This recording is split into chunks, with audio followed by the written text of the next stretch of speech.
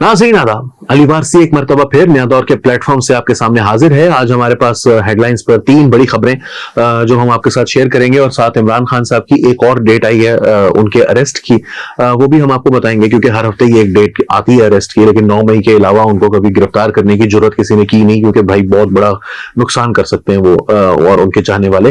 तो उसके बारे में हम आपसे बात करेंगे।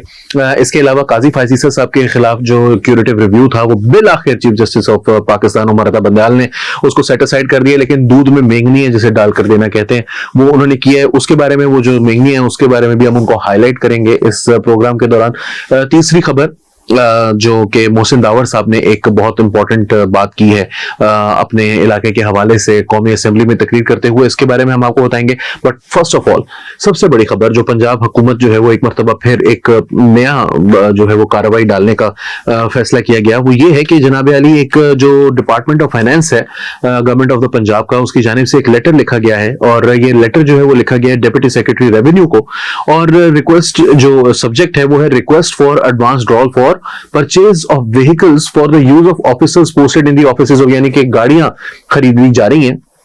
किसके लिए जनाब? एक तो जो ऑफिसर्स जो हैं वो office of board of revenue Punjab में जो हेडक्वार्टर्स में लोग लगे हुए हैं उनके लिए, डिविजनल कमिश्नर्स के लिए और असिस्टेंट कमिश्नर्स के लिए पंजाब के अंदर।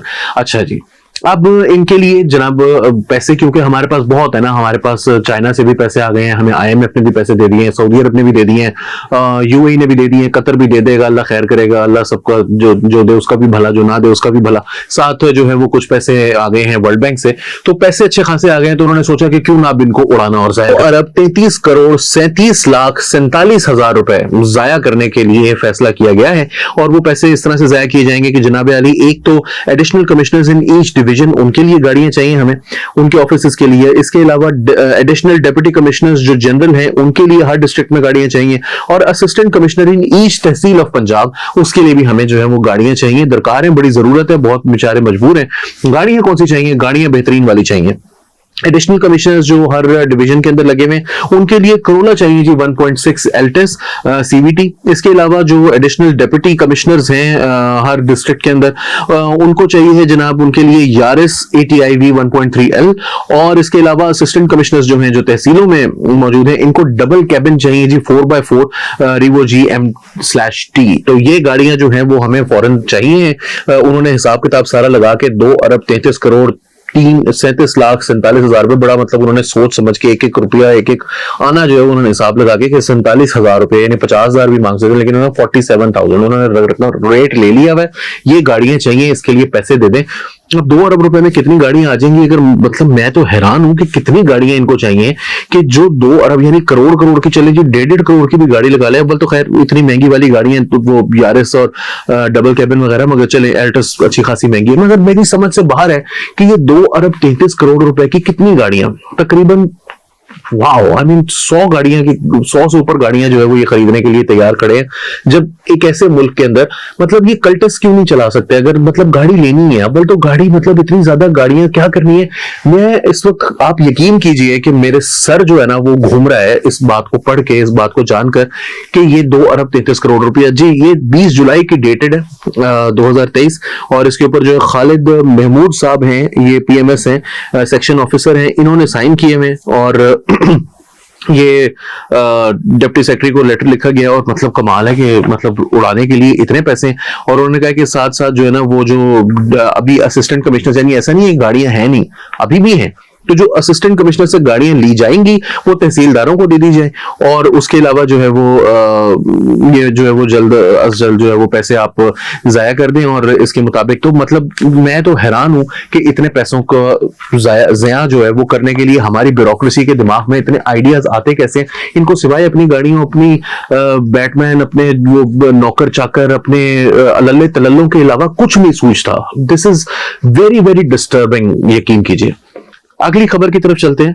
मोहसिन दावर साहब जो हैं उन्होंने एक बहुत बड़ा ऐलान किया। वो कहते हैं कि हमारे इलाके में रियासत की रिट खत्म हो चुकी है। पार्लियामान के एक वफ्द के साथ मैं चीन में था जब इतला मिली कि हमारी पार्टी के एक मकामी रहनुमा और हमारे दोस्त अतीक दावड़ को टारगेट किलिंग का निशाना बनाकर शहीद कर दिया गया। इस वाकये पर तहकीकात का मुतालबा तो हम क्या करेंगे, हमें मालूम है कि इसकी कोई तहकीकात नहीं हुई क्योंकि हमारे इलाके में रियासत की रेट तकरीबन खत्म हो चुकी है। ये कहना है शुमाली वजीरिस्तान से मुंतखब रुकन कौमी असेंबली मोहसिन दावड़ का। कौमी असेंबली के इजलास के दौरान गुफ्तगू करते हुए मोहसिन दावड़ ने कहा कि जब से मैं पार्लियामेंट का रुकन बनकर आया हूं, बार बार इस मामले की निशानदेही कर रहा हूं कि वहां हुकूमत किस तरफ, हालात किस तरफ चले गए हैं, मगर मेन स्ट्रीम पाकिस्तान के लिए ये बातें अभी भी गैर मुताल्लिका हैं। इन वाकयात की तहकीकात तो दूर की बात है, हमें पर्चा कटवाने में भी मुश्किलात का सामना करना पड़ता है। एक बंदा है पाकिस्तान में जो रोजाना बैठकर कहता है कि मेरे ऊपर हमला हुआ है, बगैर कोई सबूत दिए वो कहता है कि जी पर्चा नहीं कट रहा मेरा। हम उसको रोजाना बैठकर सुनते हैं, लेकिन मोहसिन दावड़ की जो तकरीर है वो हुकूमत का रुकन होते हुए भी उसकी तकरीर को टीवी के ऊपर नहीं चलवाया जाता। अतीक दावड़ की तरह पिछले 5 साल में हमने अपने कई साथियों को एक एक करके टारगेट किलिंग का निशाना बनते देखा है। हमारा गिला यह है कि मेन स्ट्रीम पाकिस्तान के लिए इन वाकयात की कोई अहमियत नहीं है। बाकी तब पाकिस्तानियों को ये वाकयात तब हम लगेंगे जब खुदा न ख्वास्ता ये इनके घर की दहलीज तक पहुंच जाएंगे, अल्लाह ना करे। लेकिन हाँ, ऐसा मुमकिन नहीं है कि हमारे घरों की दहलीजों तक ना पहुंचे। जब हम उनके घरों की दहलीजों पर पहुंचने पर इसको या तो खामोशी से देखने पर मजबूर हैं या फिर इनको बाकायदा दहशतगर्दों का साथ देते हुए उनकी जानबूझकर इग्नोर करने के लिए हम जो है वो एक्टिवली सपोर्ट कर रहे हैं इन एक्शंस को। तो ये तकरीर जो है वो नया दौर के यूट्यूब चैनल पर, फेसबुक पेज पर मौजूद है, आप वहां पर मुकम्मल भी सुन सकते हैं। इसके अलावा तीसरी खबर आज की जनाब, बिल आखिर chief justice of Pakistan Umar Ata Bandial साहब ने जस्टिस काजी फायज ईसा के खिलाफ जो क्यूरेटिव रिव्यू है वो बिल आखिर फारिग कर दिया है। इससे पहले कुछ माह पहले आपको याद होगा कि अटॉर्नी जनरल साहब जो हैं वो गए थे और उन्होंने बंदयाल साहब को जाकर बताया था कि जनाब हम ये केसेस वापस लेना चाहते हैं, हमारे केस हमें वापस कर दें, तमाम जो पिटिशंस हैं हम उनको वापस लेना चाहते हैं। लेकिन बंदयाल साहब ने फॉर सम रीजन इनको अपने पास ही रखा था, उन्होंने देने से इनकार कर दिया था। तो बहरहाल अब उनके ऊपर उन्होंने डिटेल रीजनिंग देते हुए, वैसे तो वो सिंपली कह सकते थे कि जी ये खत्म हो गए केसेस, 2 लाइनों का फैसला आ सकता था बकौल सीनियर कोर्ट रिपोर्टर हसनात मलिक के, लेकिन उन्होंने अच्छी खासी डिटेल में जो है वो कहानी अपनी डाली है। तो उसके अंदर जो उन्होंने आखिरी बात की है वो बहुत इंपॉर्टेंट है। उन्होंने कहा कि जी वो जो तमाम पिटिशंस थी वो तो हमने अपेलेंट से वापस ले ली हैं, जो तमाम कानूनी तकाजे थे वो पूरे हो चुके थे, इस वजह से इसके अंदर क्यूरेटिव रिव्यू की कोई गुंजाइश नहीं बचती थी। इसके बावजूद ये 2-3 साल वहां पड़ा रहा। लेकिन उन्होंने कहा the result is however without prejudice to what has been noted above, जो कुछ मैंने ऊपर कहा है उससे कतई नजर, that the pendency of the proceedings of the presence of a party is not necessary for the court to exercise suo motu jurisdiction, के जब चाहे सुप्रीम कोर्ट जो है वो किसी भी केस के ऊपर ज्यूरिसडिक्शन उसकी मौजूद है कि वो सो मोटो एक्सरसाइज कर सकती है। All that is required for the court to act is cognizable information, जो इंफॉर्मेशन अगर कोर्ट के पास मौजूद हो तो वो अपने ही किए गए फैसले के ऊपर जो है वो नजरसानी कर सकती है 184(3) के तहत उसने अगर कोई फैसला किया भी हो। तो ये एक रास्ता उन्होंने दोबारा से पता नहीं क्यों खुला छोड़ा या खोलना, वो इस बारे में तो खैर वो कह चुके हैं कि सब्सिक्वेंटली कोई मजीद जो रिव्यू पिटिशन है वो इसके ऊपर एंटरटेन नहीं करने का कोई इम्कान। लेकिन वो साथ साथ उन्होंने ये भी बता दिया कि जी ये सुकमोटो, अब वो लोग ये कह रहे हैं कि साथ साथ ये भी हो सकता है कि जो पैनामा का जजमेंट है, जो काजी फायज ईसा साहब आए, तो हो सकता है कि सुप्रीम कोर्ट को ख्याल है कि पैनामा का जजमेंट भी हम दोबारा से फिर 184(3) के तहत खोल लेते हैं, हमने फैसला दिया है, रिव्यू भी हो गया, लेकिन रिव्यू पिटिशन जो है वो खत्म भी की जा सकती है, दोबारा से उसका क्यूरेटिव रिव्यू। इमरान खान साहब की अरेस्ट की डेट एक मरतबा फिर जो आई है जनाब, तो वो 25 जुलाई की डेट आ रही है। FIA के सामने इमरान खान साहब ने पेश होना है साइफर के केस के अंदर, और कहा यह जा रहा है कि इमरान खान साहब को मुमकिन है कि इस दिन यहां से गिरफ्तार कर लिया जाए।